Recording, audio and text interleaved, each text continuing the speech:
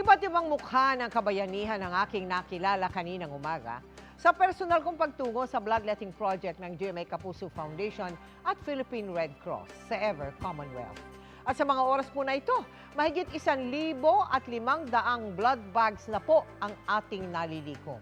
Kaya, nakutaos-puso po ang aking pasasalamat sa lahat ng blood donors, sa mga sponsors, sa partners at volunteers at maging sa entertainers na nakiisa sa amin.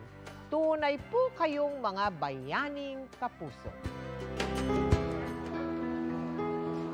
Sa tuwing may nakikita si Belia na nangangailangan ng dugo sa social media, napupukaw ang kanyang puso at hindi nagdadalawang isip na tumulong. Ito ay matapos mga ilangan ng kanyang ina na may cancer ng dugo. Talagang pag meron ako nakikita sa FB na may nangangailangan, basta malapit lang, pupuntahan ko. Gusto ko mag-donate. At sa paparating niyang kaarawan ngayong August 26, siya ang may handog na regalo sa kapwa. Hindi niya pinalampas ang ating Sagip Dugtong Buhay Bloodletting Project na dinagsa ng ating mga bayaning kapuso ngayon. Nasa ika-27 taon na ang GMA Kapuso Foundation at Philippine Red Cross sa pagsasagawa ng Sagip Dugtong Buhay Bloodletting Project sa Ever Commonwealth. It was then na na-open ang isip ko sa pangangailangan ng dugo. Sabi ko sa sarili ko, paglabas na paglabas ko dito, I will work so hard to be able to help, people doon sa problemang yun, yung dugo.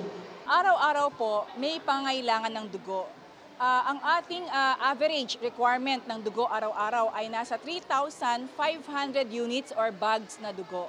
Masaya rin ako na personal na makausap si Peter na sa kabila ng kapansanan ay laging naglalaan ng oras sa ating proyekto. Nagbigay saya rin ng ilang kapuso artists at entertainers. Sa tulong naman ng ating mga sponsors ay namahagi rin tayo ng pagkain at freebies sa ating mga blood donors. Lahat ng mga patients ng GMA Kapuso Foundation sa Cancer Champions Project namin, yan ay nakakakuha ng libreng dugo mula sa Red Cross. Happy birthday, Tita Mel. Sana marami pa kayong matulungan. Gusto ko rin makatulong yung way na ganito.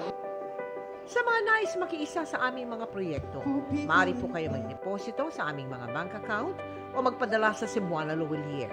Pwede ring online via GCash, Shopee at Lazada.